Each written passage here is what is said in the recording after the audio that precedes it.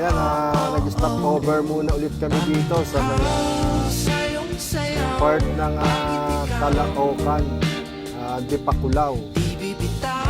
4:28 na ng hapon. Nandito pa lang kami ngayon sa mga Caloocan, Dipakulaw. Medyo malayo-layo pa yung aming lalakbayin pero nag-stop over muna kami para makita niyo naman yung ganda ng view dito. Ayan. Diba? Ang ganda ng lugar na to. Nag-stop over kami para makapagpahinga rin.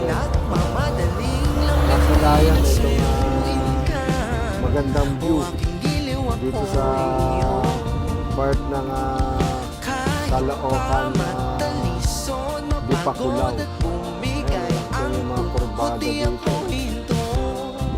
Talagang ang ganda ng